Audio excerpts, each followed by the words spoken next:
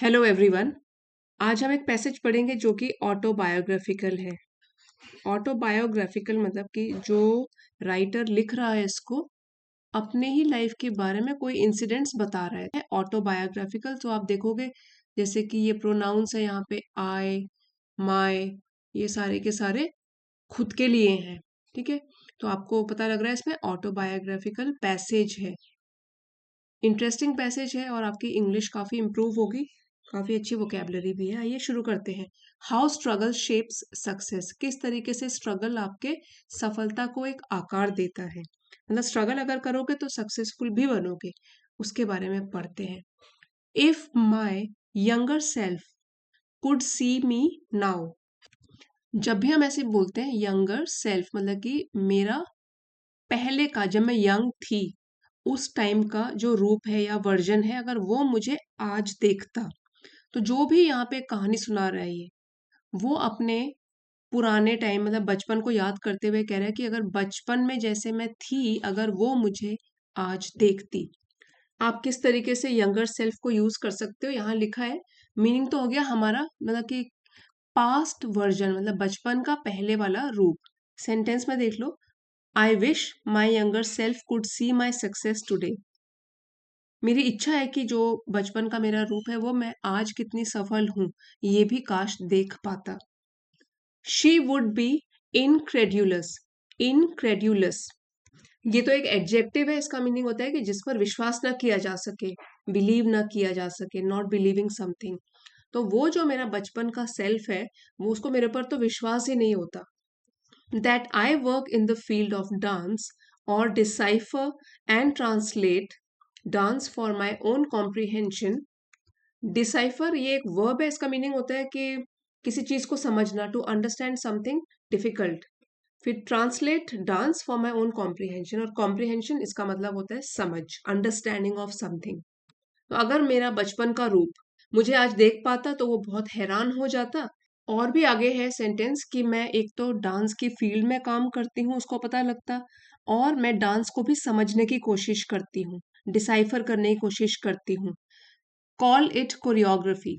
तो कोरियोग्राफी ये तो जैसे कि स्टेप्स सिखाते हैं, जिसमें कोरियोग्राफी में डांस के स्टेप्स सिखाए जाते हैं, choreography.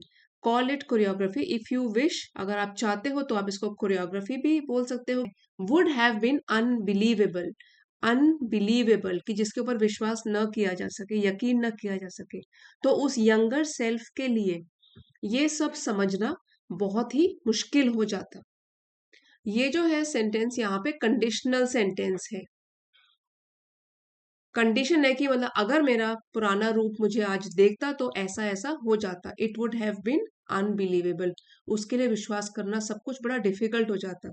In this respect I am particularly envious of dancers who claim that they are born to dance. इस एस्पेक्ट से तो मैं पर्टिकुलरली खास तौर पर क्या हूँ, जलती हूँ, ईर्ष्यालु मतलब एनवी करती हूँ। ये एक एडजेक्टिव है, एनवियस, एनवी से बना है। एनवी का मतलब क्या होता है, किसी दूसरे के लिए आपके दिल में जलन है, ईर्ष्या है। उन लोगों के लिए, उन डांसर्स के लिए जो कि दावा करते हैं, क्लेम करते हैं कि they are born to dance. अब यहाँ ये सिंगल कॉमास में है, और born टू डू समथिंग ये एक फ्रेज होती है, इसका मतलब होता है जिसमें नेचुरल टैलेंट होता है किसी चीज का, जैसे कि naturally meant for something. I am born to sing. I am born to dance. I am born to succeed in life.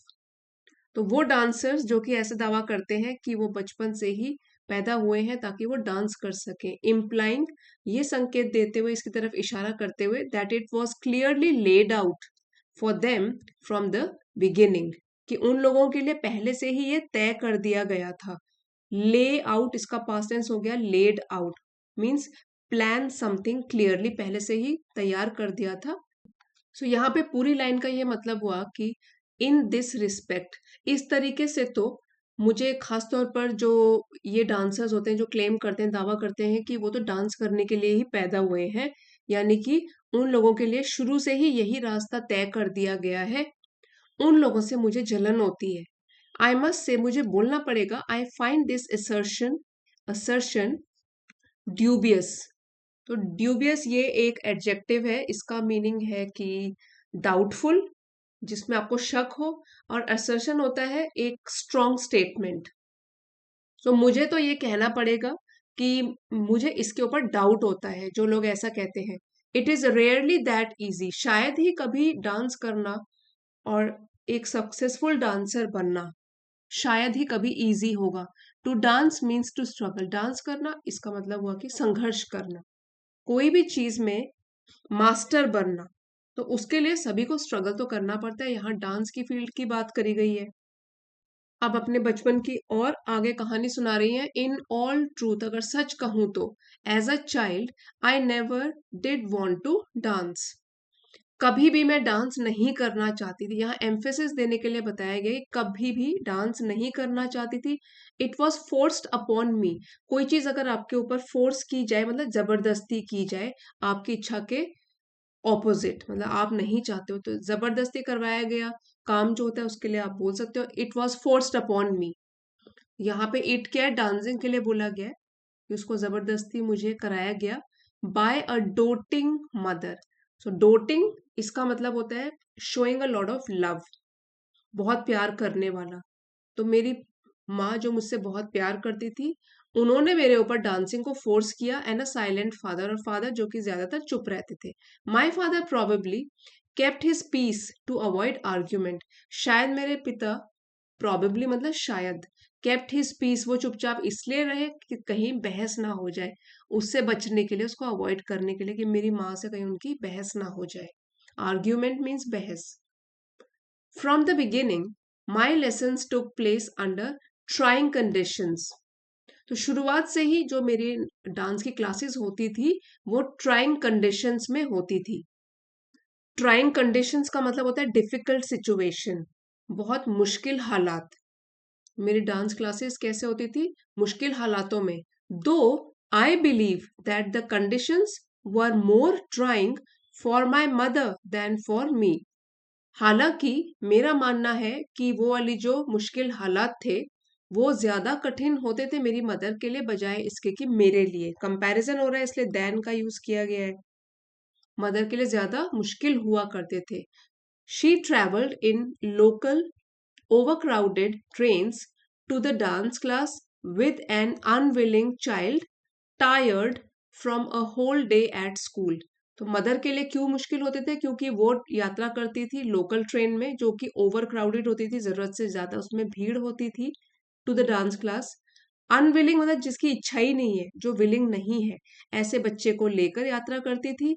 जो कि बच्चा एक तो अनविलिंग है, ये एडजेक्टिव है जो कि डिस्क्राइब कर रहा है चाइल्ड को, साथ में वो थका भी हुआ है पूरा दिन स्कूल अटेंड करके। इंटरेस्टिंगली, दिलचस्प रूप से तो, when I was 7 I went to see a movie starring Mumtaz Ali.